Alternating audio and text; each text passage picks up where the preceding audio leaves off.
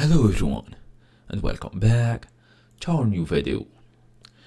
So, do you love falling asleep to music but hate waking up in the middle of the night to find your phone still playing? Or just maybe you live with some people, you don't want your phone to basically keep playing songs all night. And also your battery nearly dead. We have totally been there, it's totally annoying. So that's why the sleep timer is one of the best features in Amazon Music, Spotify, and a lot of music apps.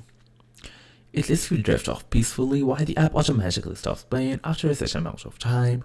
No more fumbling for your phone at 3 a.m. to turn it off. In this quick tutorial, I will make sure to show you exactly how to use the sleep timer in Amazon Music. Fast and easy as usual, let's get started. So first and first, if you have the Amazon app, just go ahead, open it, make sure you log in, then start playing any song, playlist, or podcast. Just basically go and play your things. Then tap the mini player bar like this, so you can open the whole player. Look in the top right corner of the screen, you will see 3 dots, more options menu. So for me, I'm just using the normal version. I want to be able to access everything, but for you guys, you will be able to see the whole menu. Then tap on sleep timer.